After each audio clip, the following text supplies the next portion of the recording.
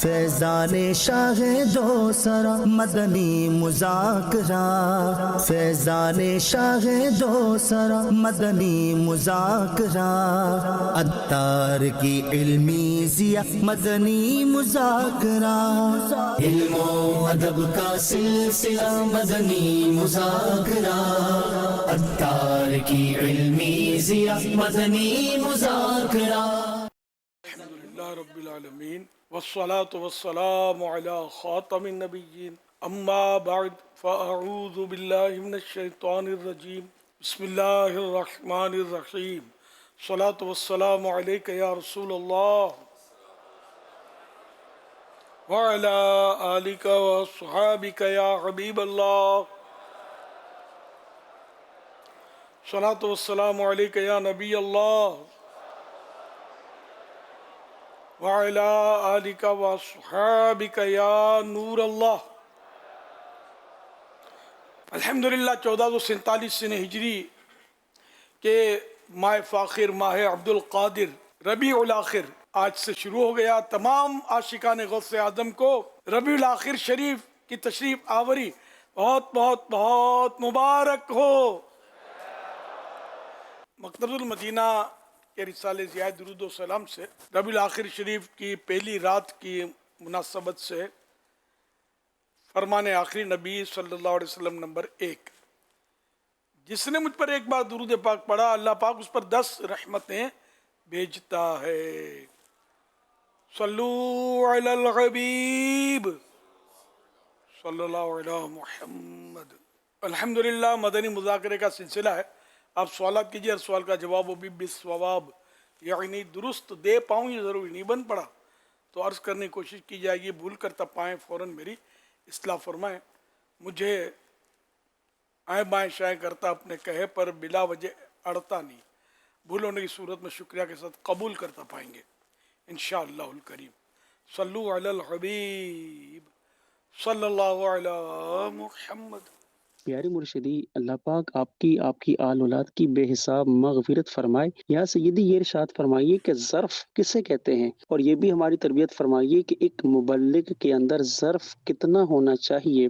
بعض اوقات ایسا ہوتا ہے کہ ہم نے کسی کو نیکی کی دعوت دی، کوئی بات کہی اور سامنے والے نے کوئی منفی بات کر دی، ہم جذبات میں آ گئے اور جذبات میں آنے کی وجہ سے دین کے کاموں سے ہی دور ہو جاتے ہیں۔ تو یا سیدی مبلغ کے اندر ظرف کتنا ہونا چاہیے اور جذبات میں آ کر دین کے کاموں کو چھوڑ دینا، اس حوالے سے ہماری تربیت فرمائیے۔ میرے لیے، میرے علاقے کے تمام ذمہ داران کے لیے ایمان کی سلامتی اور بخشش کی دعا فرما دیجیے۔ ظرف ویسے برتن کو کہتے ہیں ظرف، یہاں مطلب یہ کہ جو بندہ جو ہے یعنی کہ جو مبلغ ہے اس کا ظرف یعنی برتن بہت بڑا ہونا چاہیے، جو آئے وہ سما جائے اور باہر نہ نکلے، سماتا چلا جائے۔ تو مبلغ میں تحمل مزاجی اور برداشت کا مادہ بھی ضروری ہے۔ اب اگر یہ وہی کہ اگر کسی نے کچھ کہہ دیا تو کہیں گے تو صحیح۔ پیارے آقا صلی اللہ علیہ وسلم کی راہوں میں تو کانٹے بچھائے گئے، معاذ اللہ پتھر مارنے کا سلسلہ ہوا، آپ کو شہید کرنے کی کوششیں کی گئیں، لیکن پیارے آقا صلی اللہ علیہ وسلم صبر کرتے رہے۔ خود فرماتے ہیں کہ میں اللہ کی راہ میں سب سے زیادہ ستایا گیا ہوں۔ آپ کا ایک فرمان گرامی اس طرح کا ہے صلی اللہ علیہ وآلہ وسلم۔ تو مبلغ کو پیارے آقا صلی اللہ علیہ وسلم کی طرف دیکھنا چاہیے۔ یہاں کوئی پتھر ویسے نہیں مارتا، آپ کو کبھی نہیں مارا ہوگا، یہاں ماشاءاللہ پھول برساتے ہیں لوگ۔ اب کوئی برا بھلا کہے تو کسی نے کبھی آپ کی تعریف بھی تو کی ہوگی، آؤ بھگت بھی تو کی ہوگی۔ مجھے برا بھلا بھی کہتے تھے جب شروع میں نکلا، اب تو خیر زیادہ کہتے ہیں سوشل میڈیا کے ذریعے، وہ درد کچھ اور ہے۔ تو میں یا رسول اللہ کہنا چھوڑوں گا نہیں، اور مطلب یہ ہوتا رہے گا، کیا کریں۔ میں بیان کرنا یا تبلیغ کرنا نیکی کی دعوت تو چھوڑوں گا نہیں۔ غیر مسلم طاقتیں بھی ظاہر ہے ہوتی ہیں، غیر مسلمین بھی ہوتے ہیں سوشل میڈیا پر، وہ طرح طرح کے انداز سے وہ وار کرتے ہوں گے، تو بعض نادان لوگ ان کی باتوں میں آ کر آگے بڑھ جاتے ہوں گے، یہ سب ہوتا ہوگا۔ لیکن یہ کہ انشاءاللہ حق بات کا اعلان سرے دار کریں گے، یہ جرم اگر جرم ہے 100 بار کریں گے۔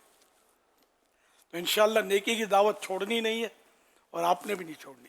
मेरा पूरा पूरा साथ देना है, नहीं तब हिम्मत नहीं आ रहा करें। अब नेकी की दावत दिया करें, लोग वाकई मजाक उड़ाते हैं। मेरा तो पहले भी बहुत माइनस मजाक उड़ता रहा है और अब भी उड़ रहा है, और शायद ये उड़ान इसकी ख़त्म नहीं होगी, बढ़ सकती है। तुंदी ये बादे मुखालिफ से न घबरा ए उकाब, ये तो चलती है तुझे ऊंचा उड़ाने के लिए। ये उकाब परिंदा है, वो बुलंद परवाज परिंदा, बहुत ऊंचा उड़ता है और मजबूत परिंदा है। तो जब ज़ोरदार हवा चलती है तो इसको ये नसीहत की जा रही है कि ये हवाओं के थपेड़ों से तो घबरा मत, ये हवा जो चल रही है ना तुझे और ऊंचा उड़ने में मदद कर रही है। तो इस तरह जो मुखालफत करते हैं तो बाज़ वक़्त बंदा और पक्का हो जाता है। एक यानी ये एक मुहावरा है अरबी का, अल इंसानु हरीसुन अला मा मुनिअ, इंसान उस बात का हरीस होता है कि इसको जितना मना किया जाए वो ज़्यादा करता है। तो जितना हमें कोई रोकेगा टोकेगा मजाक उड़ाएगा, इंशाअल्लाह हम उतना ज़्यादा काम बढ़ाएंगे अपना, है ना, और काम करेंगे। तो इसलिए ज़र्फ़ बड़ा रखना चाहिए, उस सामने वाले पर बरस नहीं पड़ना चाहिए। अब जैसे कि मेंटल हॉस्पिटल में डॉक्टर जो होते हैं जिनका इलाज करते हैं मरीजों का, ये एक से पागल लोग होते हैं। कभी डॉक्टर को ठोक भी देंगे, गालियां भी देंगे। आप कभी भी नहीं सुनेंगे कि डॉक्टर ने उसको उल्टा मतलब हाथ मार दिया हो या गाली के बदले गाली दी हो। डॉक्टर को पता है कि ये बीमार है, इसीलिए तो मेरे पास इसको भेजा गया है। ये बेसबब मारता है, बेसबब गालियां देता है, तो इसको सही करना है मुझे। तो ये डॉक्टर उससे हमदर्दी करेगा, और ज़्यादा मारधाड़ करेगा तो डॉक्टर को ज़्यादा हमदर्दी पैदा होगी कि बेचारे की हालत बहुत ख़राब है, इसके माँ बाप पर क्या गुजर रही होगी, उसके ख़ानदान वाले क्या बेचारे परेशान हो रहे होंगे, जब भी तो इसको जंजीरों में बांध के लाए, तो मार दिया तो ठीक है। एक मैं समझा रहा हूँ आपको। तो इसी तरह मतलब ये कि जो लोग हमारा मजाक उड़ाएंगे, हम दीन का काम, और हाँ हमारी तरफ से कोई कोताही नहीं है, हमने जो नेकी की दावत दी उसमें हमारी तरफ से कोई गलती नहीं है, कोताही नहीं है, जिसकी वजह से अगला मुश्तइल हुआ है।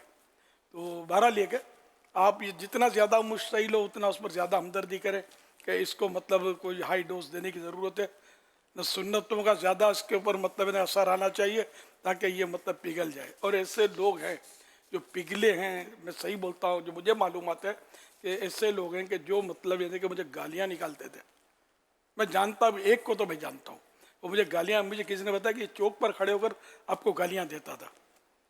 अब वो अत्तारी भी और बड़ा मतलब यानी कि दाढ़ी भी रखी है और उसने बड़ा मतलब रिस्पेक्ट करता है, और मदीना मक्का मदीना। तो अब मैं सुनूँ कि इसने गाली दी तो मैं बोलूँ यार मुझे कमज़ोर समझा, मेरे साथ तो लाखों हैं, तोड़ दो उसका मुँह, एक ही बार मुँह टूटेगा, मेरा सारा काम फिर छूटेगा। तो मैं काम छोड़ना नहीं चाहता, न किसी का मुंह तोड़ना चाहता हूँ। हमें तो शैतान का मुंह तोड़ना है कि जितना दबाओगे उतना ये उभरेगा।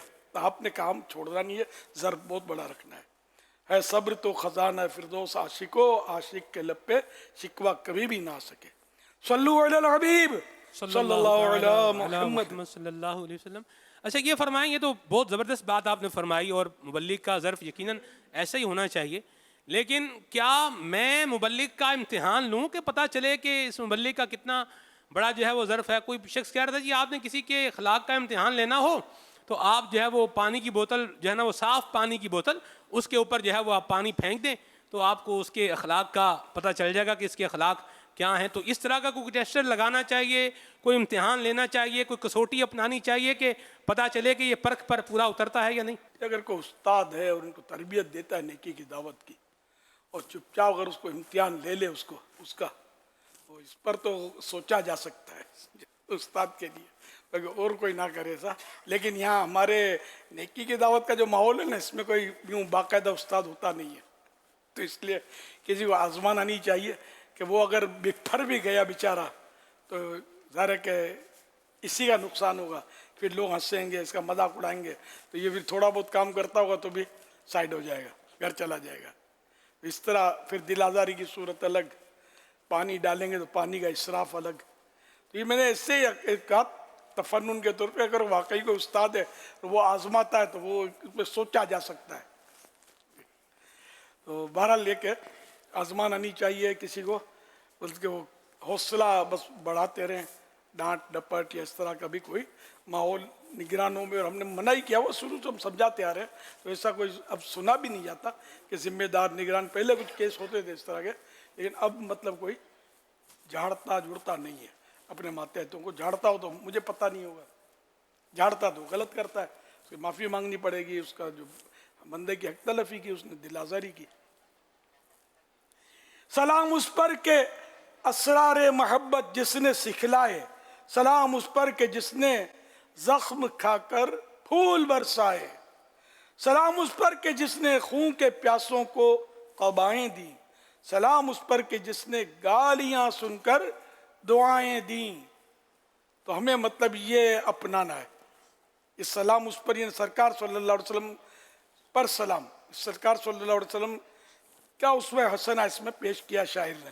ویسے یہ سفر حج کے لیے ہے، ہاں، کہ سفر حج میں صبر کی تلقین کرتے ہوئے بہار شریعت میں یہ ہے کہ وہاں فوش بات کرنا اور غصہ کرنا، اور یہ مطلب بہت، یعنی کہ زیادہ اس کی ممانعت ہے کہ صبر کرے، ہمت رکھے. کہ بعض اوقات یہ کہ راہ چلتوں کو بھی آزمائش کے لیے پیش کر دیا جاتا ہے، بعض اوقات فرشتے بھی آزماتے ہیں حاجی کو. حاجی اگر غصے میں آ گیا اور کچھ بک بک شروع کر دی تو یہ اس کے لیے، تو اس لیے وہ اپنے آپ کو غور کرے. کبھی غصہ، کبھی ڈرائیور غصہ دلا دیتے ہیں وہاں، سمجھے، کبھی دکاندار غصہ دلا دیتے ہیں، تو اپنے یوں سمجھنے کہ یار یہ میرا امتحان ہو رہا ہے. یہ حاجی کے لیے کہہ رہا ہوں، اپنا امتحان ہو رہا ہے، ہو سکتا ہے کہ یہ میرے امتحان کے لیے پیش کیا گیا ہو کہ میں کیا کرتا ہوں، تو مجھے صبر کرنا ہے. تو اسی کو ہم سب مطلب نہ اپنا لیں، کوئی ہم کو کرے کچھ تو یہ ہمارا امتحان، تو یہ انڈرسٹوڈ ہے، ہمارا امتحان ہی ہوتا ہے. اگر اسی کی طرح ہم نے بھی گالی نکال دی، اس نے مطلب جھاڑا تو ہم نے بھی لتاڑا، ان میں اور آپ میں فرق کیا رہا؟ وہ جفا کرتے رہے، ہم وفا کرتے رہے، اپنے اپنے فرض کو دونوں ادا کرتے رہے. صلو علی الحبیب صلی اللہ علی محمد. میں قاسم اتاری ہوں بولٹن UK سے، اور میں جاننا چاہتا ہوں کہ کیا جنگ احد میں نبی کریم صلی اللہ علیہ وآلہ وسلم کے دندان مبارک شہید ہوئے تھے؟ جزاک اللہ خیر. ویاکم. اس میں مطلب دندان مبارک پورے شہید نہیں ہوئے تھے، کیونکہ دانت نکل جانا تو یہ تو ایب پیدا ہونا ہے. سرکار صلی اللہ علیہ وسلم کا وجود مسعود، جسم مبارک ہر طرح کے عیب سے پاک، تو دانت مبارک کا کچھ تھوڑا سا حصہ جو تھا وہ متاثر ہوا تھا، تھوڑا سا حصہ متاثر ہوا تھا. یعنی اب لفظ متاثر ہی بول سکتا ہوں میں. ٹوٹے ہوئے دل تو ہمارے ہیں، جس کو میرے آقا جوڑتے ہیں. یہ ہے مطلب اس کی حقیقت. اس پر کافی یہ اس میں غالباً ہے عاشقان رسول کی 130 حکایات، عاشقان رسول کی 130 حکایات میں غالباً اس کی تفصیل ہے، اور مجھے جو یاد پڑتا ہے واللہ اعلم. تو یہ کہ پورے دانت مبارک شہید نہیں ہوئے تھے. صلو علی الحبیب صلی اللہ علیہ محمد یعنی مطلب پھر لوگوں نے بڑے واقعات بیان کیے، پیچھے سے آ رہے ہیں مطلب واقعات، جیسے کہ اویس قرنی کے بارے میں مطلب یہ مشہور ہے کہ انہوں نے اپنے دانت توڑ دیے سارے، کہ شاید یہ دانت ٹوٹا ہو، شاید یہ دانت ٹوٹا ہو، تو سارے دانت توڑ دیے انہوں نے. اور پھر ان کے لیے جنت سے کیلے اترے. یہ کیلا اس کو یوں لوگوں نے جنتی پھل قرار دیا. یہ عوام نے، حدیثوں میں کہیں نہ کوئی مستند کتابوں میں نہیں ایسا. تو یہ میں آپ کو بتاتا ہوں. اور بھی یہ کہ پھر جو جذباتی ہوتے ہیں، ایک عیسائی بھائی میرے پاس آتے تھے، فوجی تھے حالانکہ، وہ مطلب سارے دانت اس کے ٹوٹے ہوئے، ایک دانت دکھا کے ایک ہے. مطلب وہ یہی اس واقعے کی بنا پر کہ میں نے مطلب کہ شاید یہ دانت ہو، شاید خواجہ ویسے قرنی کا بھی جب سنا نا کہ یار اتنے عاشق رسول تھے کہ یوں کیا، تو میں بھی پیچھے کیوں ہٹوں. مطلب میں نے سارے دانت، اب بیچارے نے کیا کیا، اب بیچارے جھوٹ بول بول کے تو توڑے. وہ توڑے کیوں؟ پتھر مارنے کی ہمت تھی نہیں. تو ڈینٹسٹ کے بعد جاتا کہ اس میں درد ہے، اس کو نکال دو، اس میں تکلیف ہے، اس کو نکال دو. سارے دانت نکال، ایک بولا مسواک کرنے کے لیے رکھا ہے. یہ دیوانہ ہوتا. تو عشق جو ہے نا، اس میں عقل بھی ہونی چاہیے، چلو عقل بعض اوقات باقی نہیں، عقل تکلیفی جس کو بولتے ہیں، پابندی ہٹ جاتی ہے جب ایسا وہ جنون ہوتا ہے وہ جس پہ غلبہ. تو عشق اگر جنون کی حد تک چلا گیا کہ ہوش ہی نہیں ہے، تو اس میں روزے کا سجدہ ہو کہ طواف، ہوش میں جو نہ ہو وہ کیا نہ کرے جب ہوش ہی نہیں ہے. لیکن ہوش و حواس میں اپنا دانت توڑنا یہ جائز نہیں ہے، یہ بتا دوں آپ کو. میں سرکار صلی اللہ علیہ وسلم کو فنا جگہ مطلب یہ کہ ضرب لگی یا کٹ لگا تو آپ نے سنا تو آپ بولو کہ میں بھی کٹ لگاؤں، تو یہ جائز نہیں ہے. ہم اپنے ہاتھوں اپنے جسم کو کاٹیں، کٹ لگائیں، یہ ہوش و حواس میں اس کی اجازت شرعاً نہیں ہے. یعنی ایک تو آپ نے تو فرما دیا کہ یہ عوامی جو ہے وہ مشہور واقعہ ہے، لیکن محدثین نے جیسے مولا علی قاری رحمۃ اللہ تعالیٰ علیہ نے سیدنا اویس قرنی رحمۃ اللہ تعالیٰ علیہ کے حالات پر مستقل ایک کتاب لکھی ہے، تو اس میں اور ایک اور مقام پر آپ نے یہ واضح طور پہ لکھا ہے کہ یہ واقعہ من گھڑت ہے، یعنی اس کی کوئی حقیقت نہیں ہے. اسی طرح سورہ واقعہ میں جہاں جنتیوں کے لیے مختلف چیزوں کا ذکر ہے تو وہاں پر پھلدار درختوں کا ذکر ہے، تو اس کی تفسیر میں جو ہے وہ بعض ترجمہ کرنے والوں نے اس کا ترجمہ بھی کیلے کا درخت کیا ہے. وہ کیلے کا درخت اس کا تذکرہ بہت پرانا ہے، حضرت اویس قرنی رحمۃ اللہ تعالیٰ علیہ سے پہلے ہی. اسی طرح جنگ احد میں دانت شریف کا جو آپ نے بیان کرا ہے، فرمایا اس کے علاوہ یہاں پر جو خود مبارک تھا، یعنی آپ نے پہنا ہوا، تو وہ اس کی کڑیاں اندر چلی گئی تھیں، تو وہ تکلیف کا سبب بنی تھی، اور اس کو سیدنا ابو عبیدہ بن الجراح رضی اللہ تعالیٰ عنہ جو عشرہ مبشرہ میں سے ہیں، انہوں نے نکل نہیں رہی تھی تو اپنے دانتوں کو اس میں ڈال کے کھینچا تھا، تو اس سے ان کے 2 دانت یہ شہید ہو گئے تھے. اور اس پر پھر بعض علماء نے یہ بیان کیا کہ اوپر کے دانت یا سامنے کے دانت جب ٹوٹتے ہیں تو عام طور پہ حسن میں کمی آتی ہے، لیکن حضرت ابو عبیدہ بن الجراح رضی اللہ تعالیٰ عنہ کے حسن کے اندر اضافہ ہو گیا تھا. اللہ اکبر، سبحان اللہ. یہ تو جذبہ عشق. یہ دانت انہوں نے نہیں توڑے، کڑیاں نکالی تو ٹوٹ گئے، کہ ہوش و حواس میں صحابہ کرام ایسی حرکت کر نہیں سکتے جس سے مطلب جس کی شریعت نے روکا ہے اس کو. یہی عمل نہیں کریں گے تو کہ ہم عمل کریں گے، باتوں کے بڑے پکاتے ہیں ہم لوگ تو سمجھے. تو ان حضرات نے عمل کیا اور یہ اس سے عاشق تھے. تو وہ خود یہ اب وہ آج کل یہ چیزیں نہیں ہیں. پہلے وہ جنگ جو تھی نا تو بدو لڑائی ہوتی تھی، تلوار قریب قریب آ کر اور تیریں اور یہ اس طرح کا بھالا بھی قریب سے مارا جاتا ہے، تیر دور سے پھینکا جاتا تھا. اب تو یہ انداز نہیں ہے جنگوں کا. تو وہ خود لگاتے تھے چہرے پر تاکہ وہ اس کو کوئی تیر وغیرہ اثر نہ کرے. اسی طرح وہ زرہ بختر پہنتے تھے، تو اس پہ بھی تلوار کا وار لگے تو تلوار پھسل جائے. تو یہ انداز ہوتے تھے پہلے، اب یہ چیزیں نہیں ہیں. تو وہ خود مبارک جو تھا آپ کا، اس کی کڑیاں یہ جرت کر گئی تھی اندر جانے کی، تو عاشق رسول نے اس کو بھی نکال دیا کہ چل نکلو. اللہ کی شان ہے. اچھا کسی کتاب میں اویس قرنی کا واقعہ پڑھ لو تو یہ بولنا نہیں ہے فلاں کتاب میں. سیرت کی کتاب سے فقہ کی کتابوں کا رد نہیں کیا جا سکتا. صلو علی الحبیب صلی اللہ علی محمد. سوشل میڈیا کے ذریعے یہ سوال موصول ہوا ہے. فیضان آن لائن اکیڈمی خانپور سے یہ سلمان ہاشمی ان کا تعلق ہے. یہ سوال کر رہے ہیں کیا یہ حدیث ہے کہ جیسا کرو گے ویسا بھرو گے؟ اگر کسی نے گناہ کیا اور توبہ کر لی تو کیا پھر بھی گناہ کی سزا ملے گی؟ فرمان آخری نبی صلی اللہ علیہ وسلم کما تدین تدان، یعنی جیسا کرو گے ویسا بھرو گے. حوالہ مصنف عبد الرزاق، حدیث نمبر 20,430. یہ عبد الرزاق جن کی یہ کتاب ہے، یہ امام بخاری کے بھی استادوں میں سے تھے، تو ان کی کتاب میں یہ حدیث پاک ہے. اس کی شرح میں علامہ عبد الرؤف مناوی رحمۃ اللہ علیہ لکھتے ہیں یعنی جیسا تم کام کرو گے ویسا تمہیں اس کا بدلہ ملے گا. جو تم کسی کے ساتھ کرو گے وہی تمہارے ساتھ ہوگا. اب توبہ کر لے اور اللہ نے معاف کر دیا تو بھرنا نہیں پڑے گا، ہے نا. یہ تو ہے انڈرسٹوڈ ہے کہ گناہوں کے عذاب تو بہت بیان ہوئے ہیں، لیکن یہ کہ جب توبہ کر لیے تو گناہ معاف ہو گئے تو وہ عذاب بھی گیا. اب یہ کہ اللہ چاہے تو بغیر توبہ اس کے کیے خود معاف فرما دے، تو اس کے کرم کا وہ قادر مطلق ہے اور وہ مالک و مختار ہے.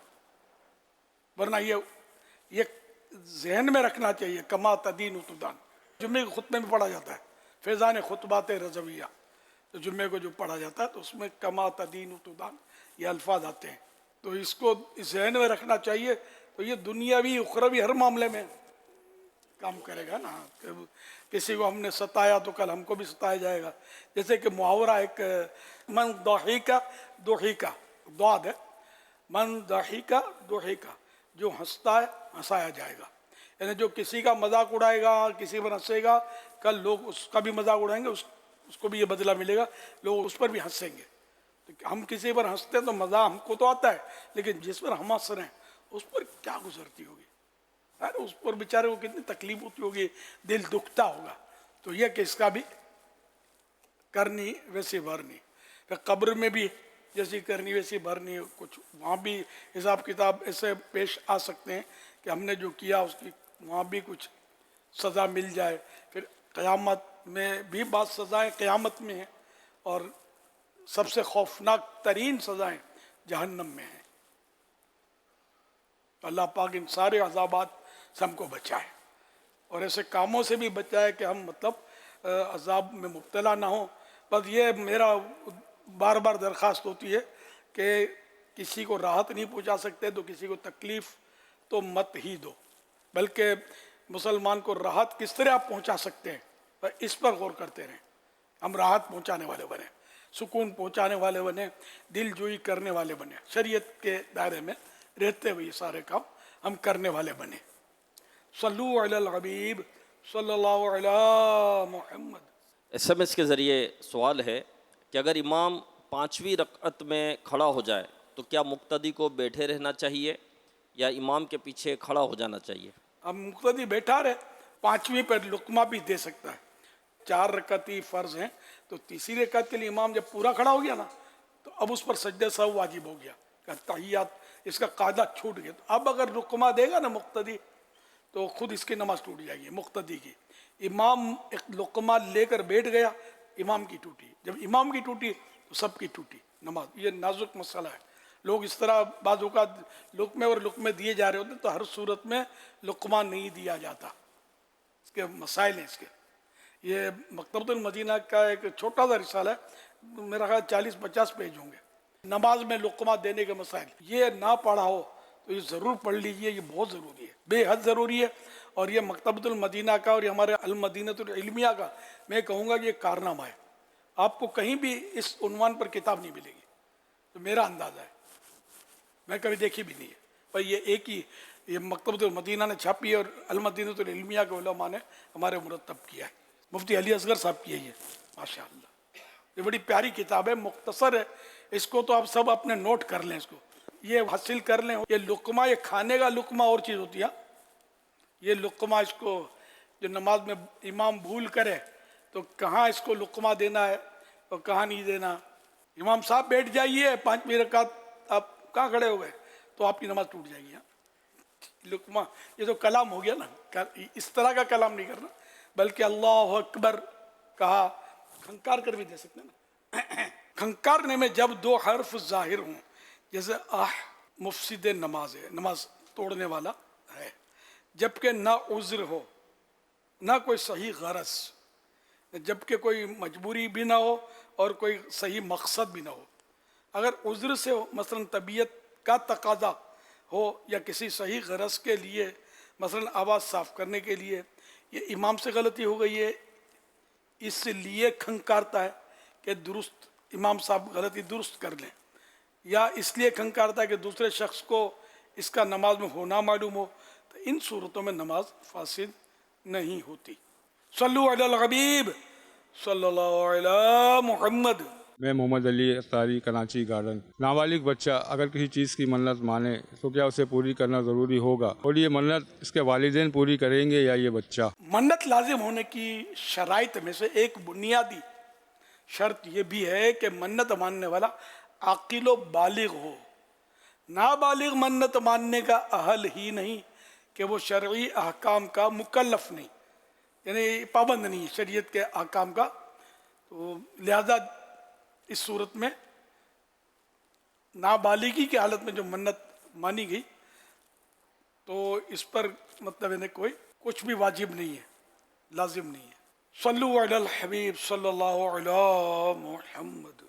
सईदी मीर सुन्नत की बारगाह में सवाल अर्ज़ है कि अगर हम किसी मुफ्ती साहब से शरई मसला दरियाफ्त करें, हाँ मैसेज पर या बिलमुशाफा, और उनकी तरफ से ये जवाब हो कि वो बाद में हल इरशाद फरमाएंगे, और इस बात को 1, 2, 3 दिन गुजर जाए या फिर एक अरसा गुजर जाए, तो ऐसी सूरत में कौन से अदब वाले अल्फाज इख्तियार करने चाहिए कि हमें मसले का हल भी मिल जाए और किसी तरह से बेअदबी के ज़ुम्रे में भी ना जाए? इस हवाले से रहनुमाई फरमा दीजिए। इंशाअल्लाह अच्छी बात है। अगर जैसे कि मैं भी भेजता हूँ सवालात अपने मुफ्तियान किराम को, तो जवाब में ताख़ीर बाज़ वक़्त हो जाती है, गौर करते होंगे, बाज़ वक़्त इंसान है जहन से निकल भी जाता है, तो मैं मेंशन कर देता हूँ।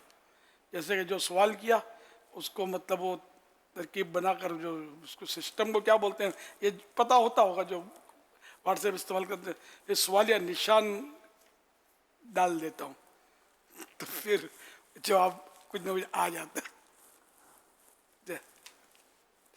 इतनी देर लगा दी, आपने जवाब नहीं दिया, याद रखा करें आप, ऐसा कभी नहीं बोलता मैं, आपने भी नहीं बोलना है। ये एक सूरत ही है। तो और बाकी वही मतलब कि हुजूर आपको सवाल अर्ज किया था, जवाब का इंतज़ार है, कोई भी इस तरह का अल्फाज बोल के आदमी अलग अलग सूरतें हाँ, जैसे अब एक तबका वो है जो याद दहानी के लिए एक वर्ड है सॉफ्ट रिमाइंडर, ये लफ्ज़ पूरा एक साथ ही लिखते हैं सॉफ्ट रिमाइंडर। तो ये मतलब कि याद दहानी के लिए कि आपको एक चीज़ कही थी या बातों का दावत भी दी जाती है, तो उसको याद दहानी के लिए भेज दिया जाता है सॉफ्ट रिमाइंडर के, एक आपको याद दहानी के तौर पर आपकी तवज्जो लेने के लिए। यहाँ भी ऐसा होता है सॉफ्ट रिमाइंडर, मैं पहली बार ये लफ्ज़ सुना, तो मुझे तो कोई सॉफ्ट रिमाइंडर बोले तो हम तो फिर घूमते रहेंगे चक्कर में कि क्या एक नॉर्मली जो व्हाट्सअप यूज़र है ना हुजूर, इनके यहाँ मुझे भी आती है इस तरह की, और एक जनरली तौर पर सॉफ्ट रिमाइंडर के तौर पर वर्डिंग चलती है। अच्छा, ये भी चलती है सॉफ्ट रिमाइंडर, चलो मुझे भी भेजते हैं, मैं भी किसी को भेजता हूँ, और ये जनरली तौर पर भी तो इतना लिखना पड़ेगा soft reminder, SOFT soft reminder. अच्छा, निशान आसान है, ये भी आसान है, सॉफ्ट रिमाइंडर है, या बाद वक्त बहुत बड़ी बारगाह होती है तो हाथ जोड़ कर भेज दिया जाए, तो ये कभी ये भी किया है मैंने। हाँ, तो ये भी होता है हाथ की मतलब हाथ जुड़ी हुई इमोजी भेज दे, तो पहले क्वेश्चन मार्क भेज दिया, फिर जवाब नहीं मिला तो हाथ जोड़ा हुआ भेज दिया आदमी, ये भी हो सकता है, स्लो मोशन पर चले। तो फिर 2 हाथ जोड़े हुए भेज दे, उसके बाद भी ना है 3 इमोजी भेज दे। अल्लाह अल्लाह अल्लाह।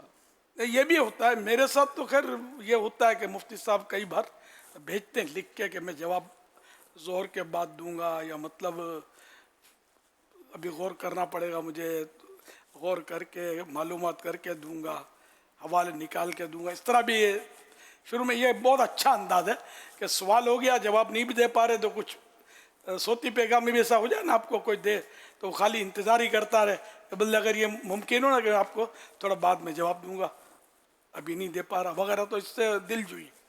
सल्लु अलल हबीब सल्लल्लाहु तआला अला मुहम्मद। हुज़ूर एक अहम मौजू की तरफ आपकी तवज्जो मैं चाहता था कि बस अल्हम्दुलिल्लाह दावत इस्लामी को अल्लाह पाक नज़र बस से बचाए और दिन ब दिन इसकी तरक्कियाँ और होती चली जाएँ।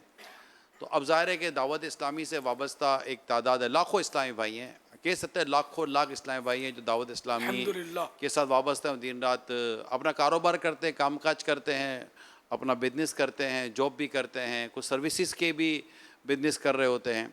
अब ज़ाहिर है कि इस्लामी भाई तो अपने माशाल्लाह दावत इस्लामी के अंदाज़ में ही एक तादाद जो रहती है, तो अब लोग उनसे कारोबार भी करते हैं, उनसे तिजारत करते हैं, उनसे लेन देन करते हैं, चीज़ें लेते हैं, चीज़ें बेचते हैं, सब कुछ हो रहा होता है। अब दर कारोबार है, अब कारोबार के अंदर ऊंच नीच भी होने का अंदेशा और एक चीज़ रहती है, नुकसान भी हो जाता है, बाज़ों का कुछ आगे पीछे हो जाती हैं। तो अब ऐसी सूरत हाल में बाज़ों का ये होता है कि भाई ये दावत इस्लामी के साथ हमने दावत इस्लामी वालों के साथ कारोबार किया, दावत इस्लामी के साथ ये हमने पार्टनरशिप की, दावत इस्लामी से ये ख़रीदा, इनको ये बेचा तो इन्होंने यूँ कर दिया। तो अब ये एक तो दावत इस्लामी के अब दावत इस्लामी के जो भी हैं बेरोज़गार तो नहीं है, अब तकरीबन तो लोग जो कह सकते हैं कामकाज ही कर रहे होते हैं। तो अब उनके साथ कारोबार कोई करता है या इनके साथ कोई लेन देन का मामला करता है, तो वहाँ पर अल्लाह ना करे उनके, क्योंकि जब नफ़ा होगा तो कोई भी कंप्लेन नहीं करता کہ بھائی یہ ہم کو اتنا نفع کیوں دے رہے دعوت اسلامی والے. جب بات ہوئی تھی کہ ہم کو 2% نفع ملے گا تو یہ ہم کو 10% نفع کیوں دے رہے ہیں دعوت اسلامی والے. دعوت اسلامی والے غلط ہیں. تو کبھی بھی اپنے کو نفع ہوگا تو اپنے کو بولنے کے لیے کوئی نہیں آئے گا. مگر جہاں 19-20 ہوگا یہ دعوت اسلامی والوں نے یوں کر دیا ان کی کیا اسی طرح ہم نے تو آپ کو دعوت اسلامی والا سمجھ کے دیا تھا. اب وہ بھی کہتے کہ بھائی ہم دعوت اسلامی کی دکان کھول کر تھوڑی بیٹھے ہوئے ہیں, ہمارا اپنا بزنس ہے, ہم دعوت اسلامی کے ساتھ وابستہ ہیں. ماشاءاللہ مبلغ بھی ہیں, نیکی کی دعوت دیتے ہیں, نگران بھی اس میں بعض اوقات. اب ایسی صورتحال میں جو ان کے ساتھ کاروبار یا لین دین کرتے ہیں ان کے لیے کیا آپ ارشاد فرماتے ہیں؟ اور وہ اسلامی بھائی جو دعوت اسلامی کے نگران ہیں, ذمہ داران ہیں, دعوت سے وابستہ ہیں, اور ماشاءاللہ ان کی بھی ایک ظاہر ان کی ایک پہچان تو نہیں ختم ہوتی کہ بھئی دعوت اسلامی والے ہیں یا ایک اسلامی بھائی ہیں نگران ذمہ. اب نگران اور ذمہ داران کے بھی اپنے اپنے کاروبار بزنس ہیں, فیکٹری بھی چلا رہے ہوتے ہیں, اپنا اپنا کاروبار کر رہے ہوتے ہیں, دکانیں چلا رہے ہوتے ہیں. تو دونوں کے تعلق سے آپ کو ایسی رہنمائی فرمائے تاکہ مدینہ ہوتا ہے, مکہ مدینہ اور بغداد بریلی بھی ہو جائے حضور. ماشاء اللہ الکریم.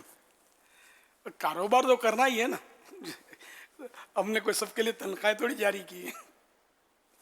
تو کاروبار کرنا ہے, بلکہ پہلے سے کاروبار کر رہے ہوتے ہیں اور پھر یہ دعوت اسلامی کے ماحول میں آتے ہیں. تو اس میں تاجران بھی ہیں اور خریداران بھی ہیں, دونوں ہیں. اور جو خریدار ہے وہ بھی آگے جا کر وہ گروہ تجار میں سے ہوتا ہے, یہ بھی ہوتا ہے, کوئی ہول سیلر ہوتا ہے, کوئی ریٹیلر ہوتا ہے. تو طرح طرح کے لوگ اس میں دعوت اسلامی میں اسلامی بھائی شامل ہیں. اسلامی بہنیں بھی اپنے طور پر کچھ نہ کچھ کسب کرتی ہوں گی. تو ان سب کو چاہیے کہ جو کاروبار کر رہے ہیں اس کاروبار کو نظر ثانی کر لیں کہ یہ 100% حلال ہے یا اس میں کوئی کمزوری ہے, کوئی معیوب معاملہ تو نہیں ہے اس میں, یہ دونوں دیکھ لیں. اس طرح خریدار بھی ایسا کوئی معاملہ دیکھ لیں کہ جس ایسا کوئی بھی انداز فریقین میں نہ ہو کہ جس سے آپ کی اپنی دعوت اسلامی کو بٹا لگے. جیسے لوگ اپنے خاندان کی بڑی ناک رکھتے ہیں, عزت رکھتے ہیں, یار اپنا خاندان بدنام ہو جائے گا. تو ایسی چیز سے وہ جو سمجھدار لوگ ہوتے ہیں, غیرت مند, وہ بچتے ہیں. تو دعوت اسلامی ہے ہمارا خاندان کیا, ہمارا مائی باپ جو کچھ ہے دعوت اسلامی ہے, اوڑھنا بچھونا. تو کسی طرح سے بھی اس میں نقصان نہ کریں, نقصان نہ ہو. اب جیسے کہ آپ نے اس میں ادھاریاں بھی چل رہی ہوتی ہیں. اب ادھاری ہے, بعضوں کا آدمی پھنس جاتا ہے, جلدی دے نہیں سکتا, تو وہ دعوت اسلامی والا پیسے لے کے بیٹھ گیا ہے, کھا گیا بولتے ہیں. یار میں نے کئی بار کہا ہے کہ 100 سال تک بھی کوئی نہ دے نا پیسے تو اس کو کھا گیا کہنے کی اجازت کیسے ملے گی آپ کو؟ وہ مجبور ہوگا, جب تک یہ خود نہیں کہتا کہ میں نہیں دوں گا, یا جو ہو سکے کر لے. یہ بھی بولنے والے بولتے ہیں. اس کو تو چلو یہ لقب مل سکتا ہے, یہ کھا گیا, خود بول رہا ہے. لیکن جو بیچارہ بولتا ہے کہ میں یار دے دوں گا, اس کو ہم کھا گیا, دبا لیے پیسے, اب جھوٹے بہانے کرتا ہے. اور یہ الزامات ہمیں آخرت میں مہنگے پڑ سکتے ہیں, تہمتیں یہ. تو اس لیے مطلب نہ یہ کوئی گڑبڑ کرے نہ وہ گڑبڑ کرے, تو دونوں مطلب ہے کوئی غلطی نہ کریں. تو اس طرح آپ کی دعوت اسلامی کا امیج بحال ہوگا. آپ نے جو ٹائم دیا اس سے جلدی پیمنٹ کر دیں, اس سے آپ کا امیج بحال ہوگا. کہ مثلا 1 مہینے میں پیمنٹ کرنی تھی اور آپ نے 25 دن میں پیمنٹ کر دی, تو آپ کا بھی نام ہوگا. اور اس میں آپ کے کاروبار میں بھی برکت ملے گی کہ یار یہ دعوت اسلامی والے ہیں, یار لٹکاتے نہیں ہیں. پھر وہ 5 دن پہلے پیمنٹ کر دی, یار یہ کمال ہو گیا یار, تو پہلا آدمی دیکھا ایسا. تو آپ اس طرح اگر کریں گے تو مدینہ. باقی یہ تو ہے کہ کاروبار تو کرنا ہی ہے, ظاہر سب نے روزی روزگار کے لیے کرنا ہی ہوتا ہے, انڈرسٹوڈ ہے, نہ کسی پر پابندی ہے کاروبار پر. اللہ پاک سب کو برکتیں دیں. اور بس ایک دوسرے پہ اگر کوئی بالفرض کوئی چیٹنگ ہو گئی کسی کے ساتھ, خدا نخواستہ, تو ابھی آپ اس بات کو سوچیں کہ آپ کے گھر کے کسی فرد نے کوئی گھپلا کر دیا, کوئی مسئلہ کر دیا, سگے بھائی نے, سگی بہن نے, امی نے, ابو نے کوئی مسئلہ کر دیا ایسا, آپ عوام میں نہیں بتائیں گے کہ میری ماں ایسی نہ میرا باپ ایسا. جو بتایا اس کو لوگ اچھا نہیں سمجھیں گے. تو یہ دعوت اسلامی ہے, اگر کوئی اس نے کر دیا تو یہ اس فرد کا جرم ہے, نہ کہ پوری دعوت اسلامی خراب. یہ دعوت اسلامی تو بعد میں نا, پہلے مسلمان تو ہے نا. اب مسلمان نے کوئی آپ کے ساتھ کر دی چیٹنگ, تو کیا اسلام کو برا بھلا بولو گے یار, اسلام کو بدنام کرو گے؟ اس مسلمان فرد تک ہی آپ رکھیں گے. تو اسی طرح دعوت اسلامی والے نے بھی کچھ کر دیا تو دعوت اسلامی کے उस फ़र्द तक रखना है, आगे नहीं बढ़ना। दावत इस्लामी वाले ऐसे, ये नहीं कहना मुसलमान ऐसे, अगर ये कहे तो हमें बिल्कुल ये जमेगा नहीं। ये किसी बात करता है यार, एक से एक औलिया किराम मुसलमानों में है, मुसलमान ऐसे ही कैसे हो सकता है, फुला मुसलमान ऐसा, ये काफ़ी है कि इतना कह दिया तो इस तरह ये इंशाल्लाह एहतियातें करेंगे ना। ये कभी भी मैं हर मामले में देखें। अब जैसे कि किसी ने मुझे कहा कि मैं काफिले में गया था और मेरा यूं तो यूं हाथ में यूं हो गया, तो मैं उसी वक्त उस वक्त भी सोच रहा था, शायद मौका नहीं मिला, मैं समझा नहीं पाया उसको कि यार ये मत कहा करो कि दावत इस्लामी काफिले में गया तो हो गया। सारे हॉस्पिटल भरे पड़े हैं, दावत इस्लामी काफिले वालों के क्या, या इज्तिमा में गए थे तो इसलिए गाड़ी उलट गई, ये सारे जो हॉस्पिटल भरे पड़े हैं, कब्रिस्तान भरे पड़े हैं, तो हो जाता है। मतलब तो इस तरह मतलब इन्हें क्या, ये नीयत नहीं होती कि दावत इस्लामी ख़राब हो, लेकिन बाद लोग बोलते हैं दावत इस्लामी काफिले में गया, 12 माह के सफ़र में गया तो यूँ हो गया यूँ हो गया, तो ये कमज़ोर बातें हैं। इससे आपके दीन की तहरीक जो नमाजें सिखा रही है, मुसलमानों को राह रास्त पर ला रही है, जो इसके अंदर इसको पता है कि दावत इस्लामी ना होती तो अब यार होते कहाँ। ऐसी प्यारी तहरीक सुन्नतों भरी, तो इसमें हो गया तो ये इत्तेफाक है। अब मैं मदीने गया था तो मेरी टांग टूट गई हादसे में, क्या यूँ बोलोगे यार? तो मदीना मतलब मज़ा नहीं आएगा ना। या मक्का मुकर्रमा में मुझे हज पर गया मेरे बाप को लेकर, तो मैं अकेला आया, बाप मेरा फौत हो गया।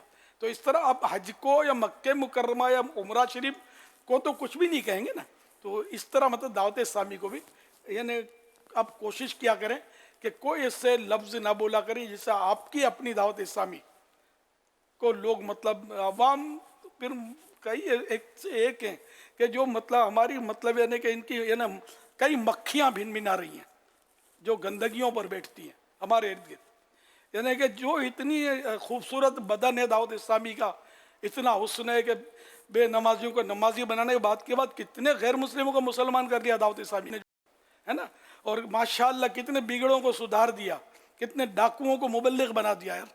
ये नज़र नहीं आता, खूबसूरत जिस्म नहीं आता, कोई मतलब फुड़िया हो गई तो ये मक्खी ने वहाँ जाकर बैठ जाना है कि ये फुला मुबल्लिग ने दावत इस्लामी पता यूँ कर दिया, फुला ने यूँ कर दिया। ये दावत इस्लामी वाले ऐसे होते हैं।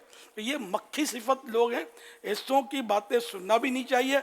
और हमने जब दावत इस्लामी को देख लिया तो बस हमारी अल्हम्दुलिल्लाह जहन बन गया कि अब तो जाना भी है इंशाअल्लाह, और ज़रूर जाना है आका के पीछे पीछे जन्नत में, और दावत इस्लामी वाले मिलकर रहेंगे इंशाअल्लाह आका के कदमों में। तो जहन ये बनाना चाहिए कि अब मक्खी नहीं है, मक्खी बनना है तो शहद की मक्खी बनो।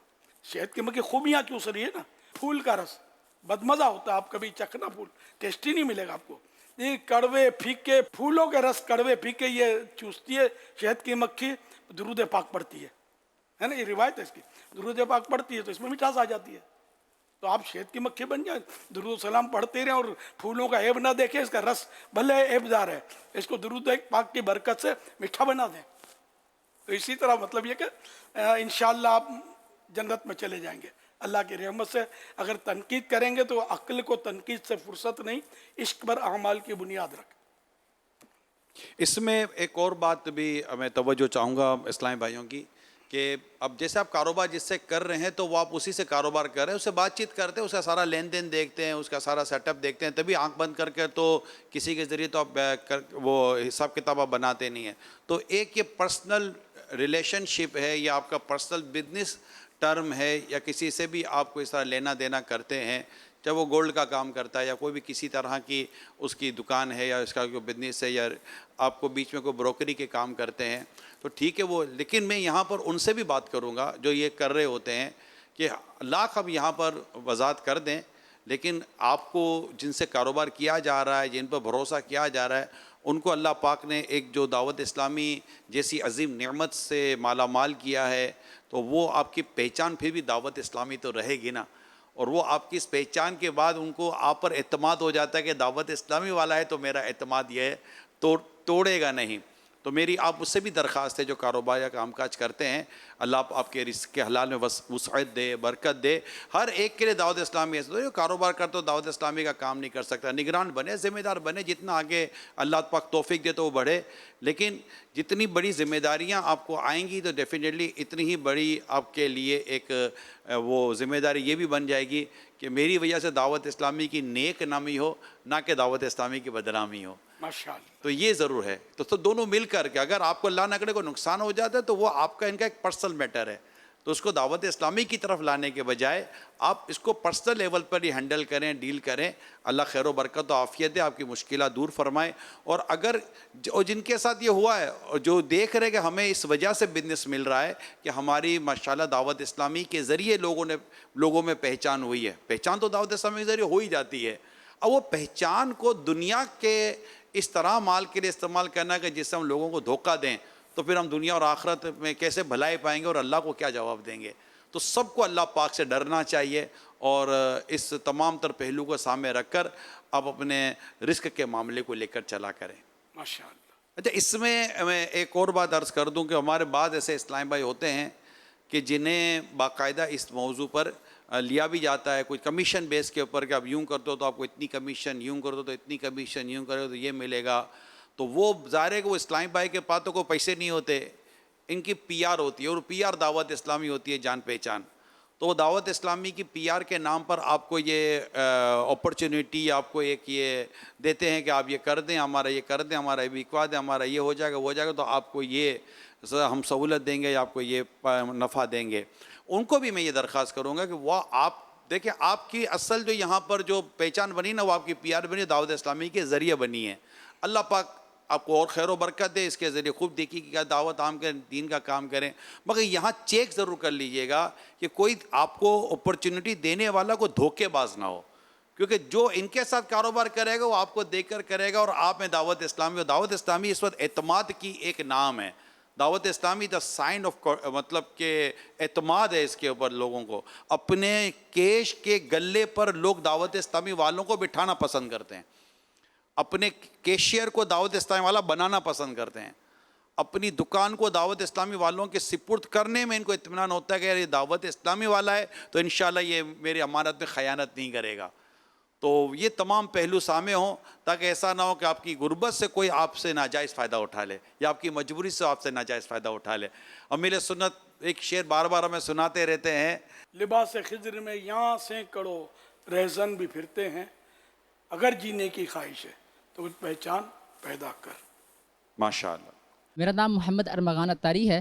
میں چکوال سے بلانگ کرتا ہوں اور دارالمدینہ انٹرنیشنل یونیورسٹی اسلام آباد میں B S Islamic banking and finance کے سیکنڈ سیمسٹر کا طالب علم ہوں.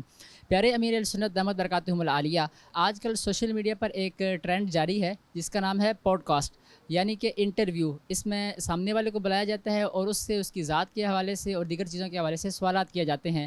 تو پیارے امیر السنت, آپ کی بارگاہ میں میرا یہ سوال عرض تھا کہ ایسی صورتحال میں سامنے والے کو کیا سوالات پوچھنے چاہیے اور جواب دینے والے کو کیا کیا احتیاطیں رکھتے ہوئے ان کے جوابات دینے چاہیے. اللہ اکبر. میں نے تو کبھی زندگی میں انٹرویو کسی کو دیا نہیں ہے, ورنہ آپ کو پتا کہ کوئی اخبار کوئی رسالہ میرے انٹرویو سے شاید خالی نہ ہوتا ہو, نہ کوئی یوٹیوبر بچتا ہو جو میرا انٹرویو مانگنا, جو ویورشپ بڑھتی ہے اس سے.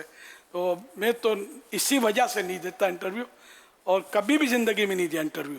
تو مجھے یاد پڑتا ہے یعنی کہ شروع سے بس ذہن بن گیا تھا کہ اپنے کو نہیں دینا انٹرویو, کیونکہ یہ ان کا بھروسہ نہیں ہے, ہم کچھ بولیں گے آگے کچھ بڑھا دیں گے. خیر اب تو سوشل میڈیا اور ہے, اس وقت پہلے بھی اخباروں کو بھی نہیں کبھی دیا ہی نہیں میں نے. دعوت اسلامی میں تو آپ کا پوڈ کاسٹ ہوا ہے, وہ جو ہمارا نہیں عبد الحبیب بھائی کے ساتھ جو سوال جواب ہوئے تھے, وہ تو اپنا اندر کا ہے نا. ہاں, میں یہی اسی کو پوڈ کاسٹ کہنا. آپ کا یہ جو جس نے سوال کیا ہے نا, اچھا, یہ پیٹرن آپ نے دعوت اسلامی کے اپنے ہی پیج پر اپنی دعوت اسلامی کے اندر ہی کیا ہے, باہر کبھی بھی آپ نے نہیں کیا. جی. اور اس کا بنیادی طور پر پیٹرن حضور یہ ہوتا ہے کہ جس نے سوال کرنے نا وہ دے دیتا ہے کہ میں نے آپ سے یہ سوال کرنے ہیں. یہ زیادہ تر میجورٹی یہی ہوتا ہے, اور اس میں اکثر یہ ہو سکتا ہے کہ اکثر سے زیادہ حصہ یہی ہوتا ہو. اور جس نے جواب دینا اس کو پتہ ہوتا ہے کہ میں نے جواب عموماً کیا دینے ہیں. ادھر بعض اوقات کراس سوال جواب بھی ہوتا ہے, بعض اوقات یہ ہوتا ہے کہ دوران بات چیت بھی ہاتھوں ہاتھ بھی کوئی سوال بعض اوقات بنانے والے بنا لیتے ہیں. مگر یہ زیادہ تر یہ تمام تر جو چیزیں وہ ریکارڈڈ ہوتی ہیں. اچھا, یہ لائیو شاید ہوتا ہو کہ نہ ہوتا ہو, میرے علم میں نہیں ہے. یہ ریکارڈڈ ہوتا ہے, اور ریکارڈڈ ہونے کے بعد پھر یہ آپس میں شاید انڈرسٹینڈنگ ہوتی ہے کہ بھائی یہ چلانا ہے کہ نہیں چلانا. تو پھر یہ آپس کی انڈرسٹینڈنگ کے بعد یہ چیزیں بعض اوقات آتی ہیں. اچھا, اس میں ایک چیز یہ حضور ہو سکتی ہے جو اس طرح کی سوال جواب کے اندر, کہ کہ بعض اوقات یہ ہوتا ہے کہ جیسے آپ بیٹھے تھے، سوال جواب کی تیاری جیسے ہو گئی ہے، اب ابھی سوال جواب شروع نہیں ہوئے اور یہ دونوں بیٹھ کر ڈسکشن کر رہے ہیں کہ میں آپ سے یہ پوچھوں گا تو یہ ہے، تو اب یوں ہوگا تو یوں ہوگا، اچھا مائک لگا ہوا ہے اور دونوں کو یہ نہیں پتا کہ ہم دونوں کی باتیں آڈیو ویڈیو ریکارڈ ہو رہی ہے، اور وہ بالکل اندر کی بات ہوتی ہے کہ کرنا ہے کہ نہیں کرنا، یہ طے کیا جائے گا، اگلا منع کر دے بھائی اب یہ سوال مت کیجیے گا، اور یہ آ رہا ہے، اب یہ ریکارڈ ہو گیا، اب یہ جس نے ریکارڈ کیا اس نے بعض اوقات یہ چیز اپنے پاس محفوظ کر لی اور اس سے جاری کر دیا، اور یہ ایسا ہوتا ہے بعض اوقات کہ یہ دونوں کے لیے بڑی آزمائی، شرمندگی اور بدنامی کا یا کسی اور وجہ کا سبب بھی بن سکتا ہے. تو یہ تمام چیزیں مفتی صاحب ایسا ہی ہے جو میں نے عرض کیا ہے؟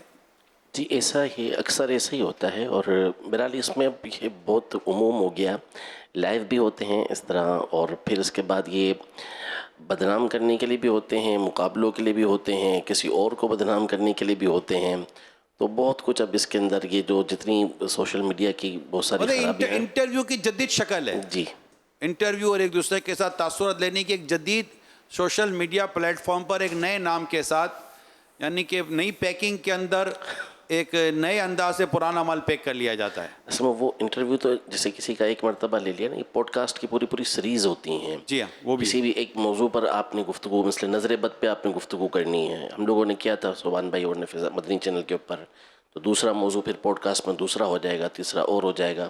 تو اس کو بھی یہی کہتے ہیں، وہ عام طور پہ فرداً ایک دو بندے بیٹھے ہوتے نا، لیکن بات کر رہا ہے تو سب بول رہا ہے، تو اس کو عمومی طور پر یہ پوڈ کاسٹ سے آج کل تعبیر کرتے ہیں. اب یہ کہ پوڈ کاسٹ کرنے والے اگر دیانت دار ہوں گے تو سوال وہ کریں گے کہ جو جس سے اگلے کا عیب نہ کھلے. بعض اوقات کہ ایسے سوالات کر دیتے گھبرا کے وہ عیب کھول دیتا ہے. اب ایک دور میں کسی صدر کا صحافیوں نے گھیرا ہوگا، تو اخبار میں نے پڑھا، جب یہ سوشل میڈیا نہیں تھا، کہ وہ تھا کہ صدر نے وہ کہہ دیا کہ مطلب ہاں بھائی ہماری میاں بیوی کی لڑائی ہو جاتی ہے کبھی، تو کبھی کبھی وہ مجھ سے جیت بھی جاتی ہے. اب پھر جو بھی مذاق اڑے گا سمجھے وہ آپ سمجھ سکتے ہیں. تو ایسے مطلب رسک کون لے؟ ہم لوگ کبھی کبھی صحافیوں میں بیٹھتا ہوں میں، تو مطلب یہ پہلے سے طے ہوتا تھا اپنے حاجی عمران وغیرہ کہ یہ کوئی سوال جواب نہیں کرنا ہے. اس طرح ہم لوگ احتیاط کرتے تھے کہ کہیں یار کوئی نکل گیا تو پھر یہ اخبار میں چڑھا دیں گے. ایک لیڈر کا مجھے اچھی طرح پتہ ہے، سمجھے کہ وہ مطلب اس نے انٹرویو سے لیا ہوگا، انٹرویو اس کا چھپا، اب وہ چیختا تھا میں نے یہ نہیں بولا تھا، میں نے یہ نہیں بولا تھا، یہ ان لوگوں نے انٹرویو میں میرے یوں کر دیا یوں کر دیا. اب پچھتا ہے کیا ہو جب چڑیاں چگ گئی کھیت، تو آدمی پہلے سے محتاط رہے. وہ گجراتی کہوت ہے، چیتیا نر سدا سکھی، یعنی محتاط آدمی ہمیشہ سکھی رہتا ہے. ہم دعوت اسلام والے نا اپنے ہی الحمدللہ اپنے انداز میں رہتے ہیں. ہمارا اپنا مدنی چینل ہے، ہمارا اپنا سوشل میڈیا ہے، الحمدللہ ہمارے اپنی ساری نظام اور حساب کتاب ہے. تو اللہ پاک کا کرم ہے، اور امیل سنت کا اللہ سلامت رکھے. امیل سنت کا یہ جو انداز ہے نا کہ آپ نے اس طرح مطلب کہ کوئی اور ونڈو کھولی نہیں ہے، تو اس میں بھی عافیت کا راستہ ہی نظر آیا الحمدللہ. میں ملتان سے یہاں 12 دن کے قافلے میں آیا ہوں. امیر سنت کی زیارت کری، بہت خوشی ہوئی. میرا سوال یہ ہے کہ اگر کوئی شخص بولنے سے معذور ہو یعنی گونگا ہو، تو کیا وہ تکبیر تحریمہ یعنی اللہ اکبر نہ کہہ پائے تو کہ اس کی نماز درست ہوگی؟ وہ یہ کہ بہار شریعت جلد اول صفحہ 508 پر ہے کہ صرف وہ جبکہ تلفظ ادا کرنے پر قادر نہیں ہے، لفظ نکال نہیں سکتا، وہ گونگا ہے جیسے، تو وہ تصور میں مطلب ارادہ کر لے تکبیر کہنے کا، تو اس کی نماز ہو جائے گی. تکبیر تحریمہ مثلاً کہہ رہا ہے یا دیگر تکبیر، تو وہ دل میں ارادہ کافی ہے. یہ الفاظ لکھے ہیں بہار شریعت میں، اس پر تلفظ واجب نہیں، دل میں ارادہ کافی ہے. صلو علی الحبیب صلی اللہ علی محمد. میں انقرہ میں موجود ہوں. انقرہ ترکی کا شہر ہے، اور جس مزار پر میں حاضر ہوں یہ مزار ہے سلطان فاتح، ان کے دادا پیر کا. سلطان فاتح جن کے مرید تھے، ان کا نام شمس الدین اور شمس الدین مرید ہیں حاجی بہرام ولی کے، انقرہ میں ان کا مزار موجود ہے۔ اور یہ جگہ انقرہ کی بلند ترین جگہ ہے، یہاں پہاڑی تھی اور پہاڑی پر آپ ماہوے عبادت رہا کرتے تھے، اور اسی جگہ پر آپ کا پھر مزار بنا۔ ایک چیز مزید آپ کے سامنے عرض کرتا چلوں کہ جس جگہ آپ کا مزار ہے، مزار سے متصل مسجد ہے۔ جب آپ یہاں تشریف فرما ہوئے تو اس علاقے میں اس وقت غیر مسلم آباد ہوں گے، ان کی عبادت گاہ بھی تھی۔ آپ کی توجہ، آپ کی تربیت کی برکت سے الحمدللہ کثیر تعداد میں لوگ مسلمان ہوئے۔ تو جب سارے کے سارے علاقے والے اسلام قبول کرنے کی طرف آ گئے تو یہاں عبادت گاہ جو ان کی تھی اس کی حاجت ہی نہ رہی، تو اسی جگہ کو پھر اللہ تعالی جل جلالہ کی عبادت کے لیے مسجد میں تبدیل کر دیا گیا۔ یہاں ایک عالی شان خوبصورت مسجد بھی ہے، مسجد بہرام ولی۔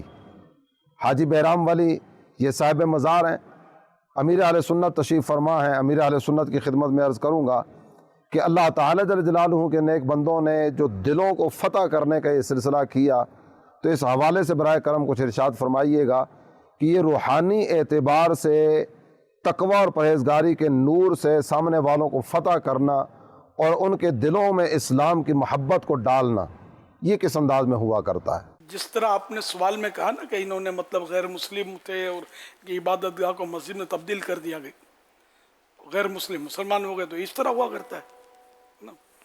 تو اللہ پاک اپنے مقبول بندوں کو اس طرح کی مطلب ہے کہ خصوصیات عطا فرماتا ہے، روحانیت عطا فرماتا ہے، جس سے وہ دین کا کام لینا چاہتا ہے اس کو عطا فرماتا ہے کہ وہ لوگوں کے دلوں کو فتح کر لیتے ہیں۔ جیسے ہمارے غوث پاک نے کتنے عرصہ ہوا دنیا سے پردہ فرما کے دل جیتے ہوئے نا، ہمارے ابھی تک ہمارے دل مفتوح ہیں، وہ فاتح ہیں ہمارے۔ خواجہ غریب نواز ہمارے فاتح ہیں دلوں کے، مسلمانوں کے، سب بے شمار اولیاء کرام وغیرہ، صحابہ کرام علیہم الرضوان۔ تو اس طرح مطلب ہے کہ اللہ پاک دلوں میں محبت ڈال دیتا ہے، اس کی کشش ڈال دیتا ہے، اور اس طرح مطلب دل فتح ہو جاتے ہیں۔ اس میں یہ کہ وہ ایک فارسی شعر ہے، ای قوت را زور بازو نیست، اس کے بعد کا مصرع ہے، مطلب کہ یہ اللہ کی عطا سے ہوتا ہے، زور بازو سے دل فتح نہیں ہوتے، بلکہ اللہ پاک وہ دلوں میں ایسا اثر ڈالتا ہے، اس کا روب ڈالتا ہے، اور اس طرح یہ کہ دل فتح ہو جاتے ہیں، لوگ جو ہیں اس کی طرف مائل ہو جاتے ہیں، کھینچے چلے جاتے ہیں۔ جسے این سعادت بزور بازو نیست تانا بخشند خدائے بخشندہ، یعنی کہ یہ سعادت، یہ روحانیت، یہ اپنی طاقت سے حاصل نہیں ہوتی جب تک اللہ پاک عطا نہ فرمائے۔ تو اللہ پاک جس سے چاہتا ہے مطلب یہ کہ وہ ذرے کو نوازے تو پہاڑ بنا دے، قطرے کو چاہے تو سمندر بنا دے، تو قادر مطلق ہے۔ تو یوں مطلب یہ کہ دلوں میں اب ہم اپنی تاریخ دیکھیں کہ اولیاء کرام نے دین کا جو کام کیا نا، لاکھوں مل کر وہ کام نہیں کر سکتے جو ایک ایک ولی نے کیا۔ ہمارے غوث پاک نے کتنا کام کیا، کتنے ڈاکوؤں کو، چوروں کو ولی بنا دیا، اور کتنے غیر مسلموں کو داخل اسلام کر لیا، اور کیسے کیسے آپ کے کارنامے ہیں، جس کا آج بھی ہم مطلب یاد منا رہے ہیں، اور 11 دن تک منانے کے لیے ہم بیٹھے ہوئے ہیں، برسوں سے منا رہے ہیں الحمدللہ۔ تو یہ کہ اور یہ سارے کے سارے اولیاء کرام، یہ آپ کو بتا دوں، یہ سب کے سب اولیاء کرام کی تاریخ دیکھو، سب کے سب یہ سنی ہوئے ہیں، اہل سنت ہوئے ہیں، کے علاوہ کوئی بھی آپ کو بد مذہب نہیں ملے گا اس میں، کہ بد مذہب ولی ہو نہیں سکتا نا۔ ولی کے لیے تو وہ گمراہ ولی ہوگا تو ہم تو ڈوبیں سنم، تم کو بھی لے ڈوبیں گے، ولی بات ہو جائے گی۔ تو یہ سب کے سب اولیاء کرام جس کے نام کے ساتھ ولی اللہ، اور حقیقت میں ولی اللہ ہے تو پھر وہ سنی ہی ہے۔ کسی صحابی میں وہ تفریق نہیں کرے گا۔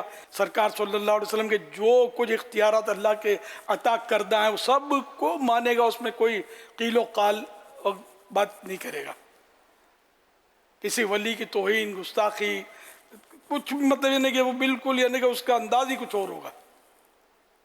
تو اللہ کریم ہمیں اولیاء کرام کے دامن سے وابستہ رکھے، اور اللہ پاک نے ہم کو وابستہ رہنے کا ارشاد بھی فرما دیا، یا ایھا الذین آمنوا اتقوا اللہ وکونوا مع الصادقین، اے ایمان والو اللہ سے ڈرو اور سچوں کے ساتھ ہو جاؤ.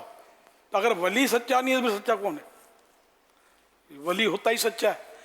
جو سچا نہیں ہو ولی ہو نہیں سکتا. ولی اللہ نہیں ہو سکتا. ولی شیطان کوئی ہو تو الگ بات ہے. ولی اللہ یہ سچا ہوتا ہے. اور جب مطلقاً ولی کہتے ہیں تو اس سے مراد ولی اللہ ہوتا ہے. جیسے اخلاق، ہم اخلاق بولتے ہیں تو اس سے مراد اچھے اخلاق، یہ انڈرسٹوڈ ہوتا ہے. اور ورنہ اگر برے اخلاق کی بات کریں تو بد اخلاق بولیں گے اس کو. یہ اس طرح کی بہت ساری چیزیں ہو سکتا ہے مثالیں بن جائیں. تو یوں مطلب اللہ کے اولیاء کرام نے اسلام کو پھیلایا ہے. یعنی شروع میں جب دعوت اسلامی کا کام اٹھا نا تو بعض جذبات میں آ کر سنی جاگ اٹھے ہیں. تو میں بولتا سنی سوئے کب تھے؟ غوثہ کون تھے؟ غریب نواز کون تھے؟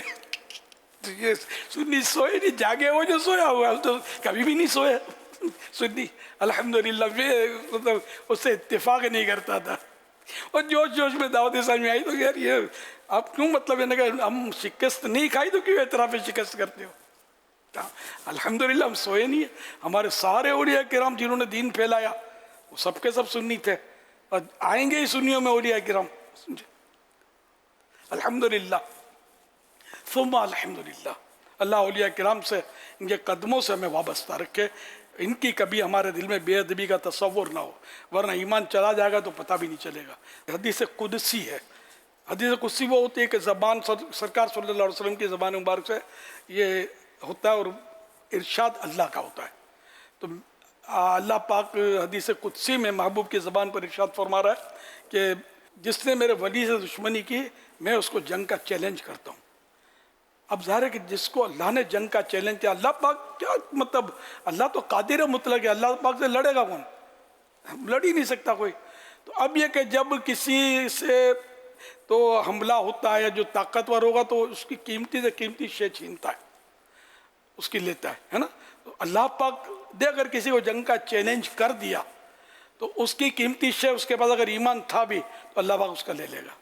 تو یہ اولیاء کرام کی توہین، اس کی دشمنی، یہ ایمان لے لے گی تو پتہ بھی نہیں چلے گا. چاہے لاکھ نمازیں پڑھتے رہے، لاکھ تہجد پڑھتے رہیں، لاکھ اپنی مطلب کہ خیرات، زکوٰۃ، صدقات، فطرات، روزے سب کچھ کرتے رہے، اگر ولی کی دشمنی کی، ولی کی توہین کی، اللہ نے اگر ایمان لے لیا تو کہیں کہ نہیں رہیں گے. اگر ایمان چلا گیا تو ہمیشہ ہمیشہ جہنم میں داخل ہوں گے. ارے اتنی نیکیاں، وہ تو حدیث پاک ہے انما الاعمال بالخواتیم، اعمال کا کوئی اعتبار نہیں مگر خاتمے پر. تو اگر ولی کی دشمنی پر کوئی مرا اور اللہ نے اس کا ایمان لے لیا تو اس کا خاتمہ تو ایمان پر ہوا نہیں، تو اب اس کی عبادت کس کام کی؟ اچھا کسی فرد معین کے بارے میں ہم نہیں کہیں گے کہ اس کا ایمان چلا گیا. یہ ایک مطلب عام مطلب یہ فارمولہ ہی ہے. یہ حدیث پاک پر علماء نے لکھا ہے اس کے تحت کہ ایمان کہ وہ جو بھی لڑے گا تو اس کی قیمتی چیز لے گا. قیمتی چیز پر جیسے جان قیمتی ہے تو جان لینے کی کوشش کرے گا، لیکن یہ کہ جان تو سب کی جانی ہے. ایمان یہاں اللہ پاک ایمان، یہ بہت ڈر لگتا ہے مطلب کہ ہمارے مطلب ذہن سے کبھی بھی ایسی بغاوت نہ پیدا ہو، ذہن میں بغاوت آنے لگے راستے میں ہو اور ہمارے ایمان پر، ولیوں کی محبت پر خاتمہ ہو جائے. ہمیں نہیں چاہیے ایسی زندگی جس میں اولیاء کرام یا صحابہ کرام یا اہل بیت اطہار کی معاذ اللہ کوئی بے ادبی توہین کا تصور بھی ہو. صلو علی الحبیب صلی اللہ علی محمد. فیضان شاہ دو سرا مدنی مذاکرہ، فیضان شاہ دو سرا مدنی مذاکرہ، عطار کی علمی ضیاء مدنی مذاکرہ، علم و ادب کا سلسلہ مدنی مذاکرہ، عطار کی علمی ضیاء مدنی مذاکرہ.